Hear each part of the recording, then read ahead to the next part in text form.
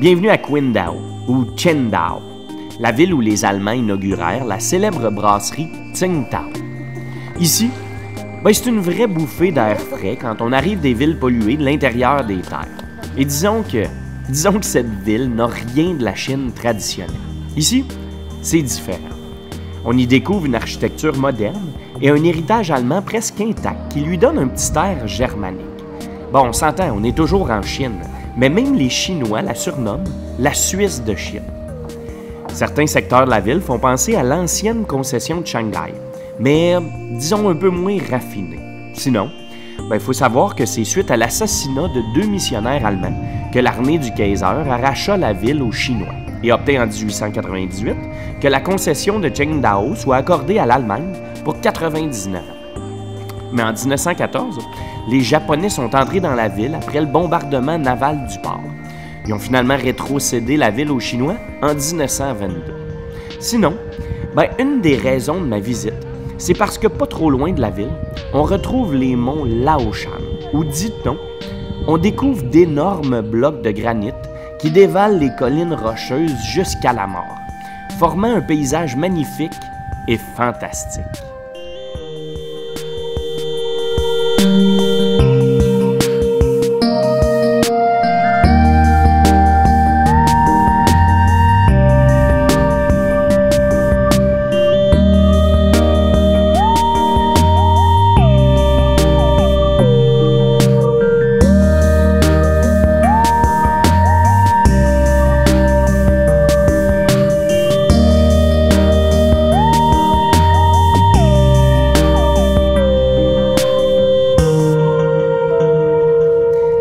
Les montagnes du coin attirent depuis des siècles les êtres en quête de spiritualité.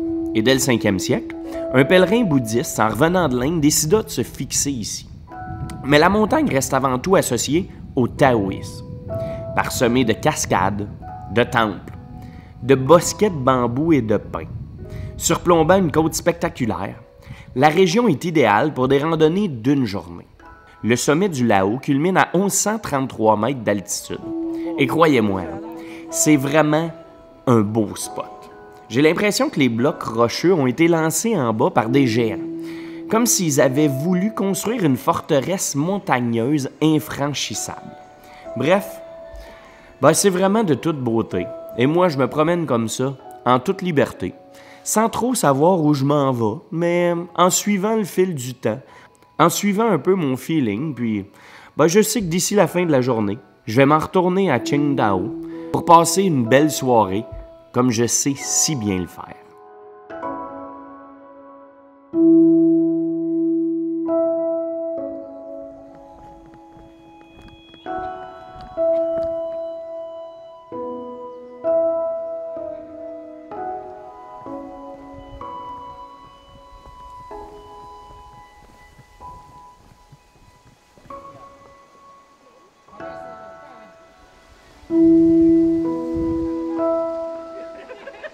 Alors on marche.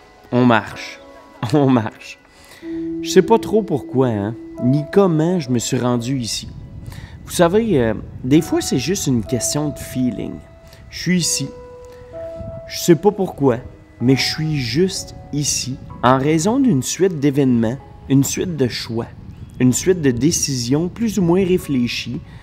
Puis oui, je suis ici pour profiter de mes derniers moments en Chine.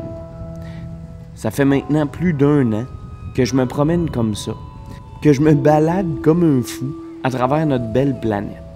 Je vous dirais que j'ai pas réponse à tout et que je sais vraiment pas pourquoi ni comment je me suis retrouvé comme ça, à me balader à travers le monde.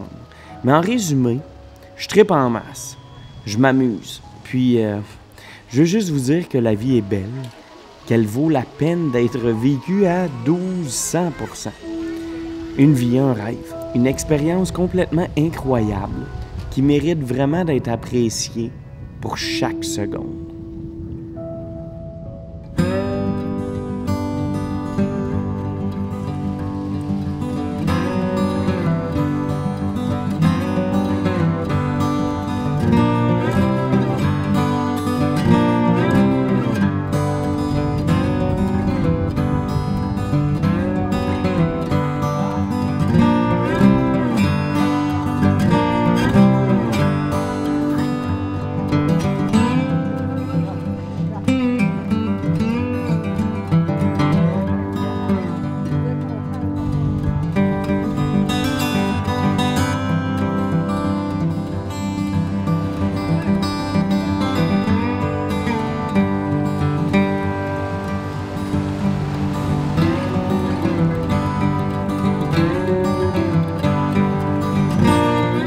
Wow!